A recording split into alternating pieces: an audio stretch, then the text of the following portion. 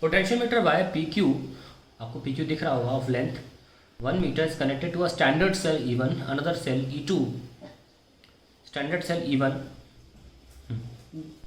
another cell E2 of EMF 1.02 volt is connected as shown in the circuit diagram with a resistance R.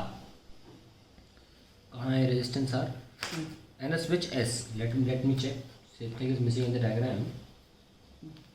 अच्छा, ये resistance R है, छोटी resistance R. And a switch S. When S is open, इसको switch open किया है तो ये R आपके सर्किट में है जो भी है. Null point is operated at a distance of 51 centimeter from P.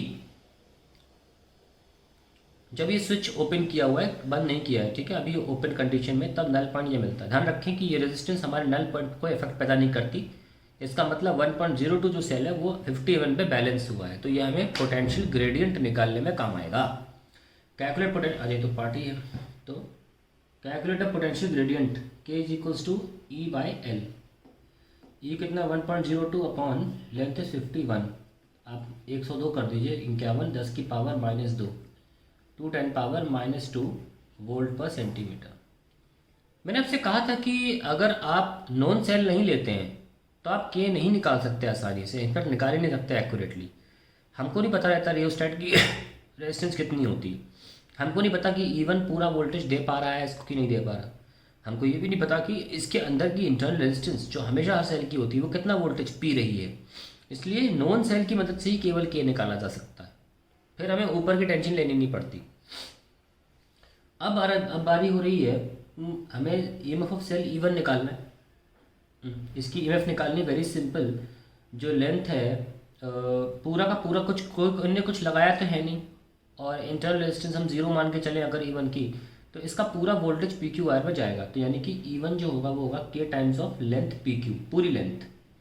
K तो हमने निकाल लिया 2 10 पावर -2 है, और पूरी लेंथ कितनी है 1 मीटर, यानी कि 100 सेंटीमीटर. तो ये वोल्ट पर सेंटीमीटर कैंसिल हो जाएगा, सो वील हैव 2 वोल्ट. तो ये जो सेल है ये 2 वोल्ट का है. थर्ड पार्ट क्या है, when switch S is closed will null point move towards P और towards Q, give reason for your answer. देखिए आपको 51 पे, सॉरी जो नया सेल था, नहीं 51 पे ही देखा था, नल पॉइंट मिला हमें 1.02 सेल के लिए, करंट यहाँ पे 0 मिल गया.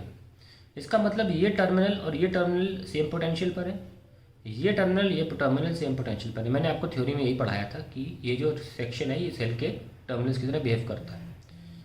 अब जब ये टर्मिनल सेम पोटेंशियल पर है तो तुम चाहे शॉर्ट सर्किट करो, यानी कि देखो स्विच बंद करने पर, स्विच बंद कर रहे हो ना, रास्ता करंट के लिए हो गया, पर करंट तभी तो फ्लो करेगा जब पोटेंशियल डिफरेंस हो.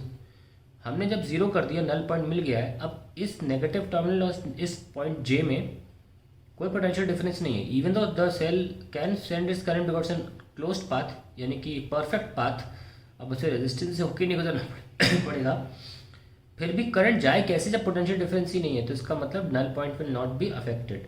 सो we can write null point will not shift. That is the answer to the question.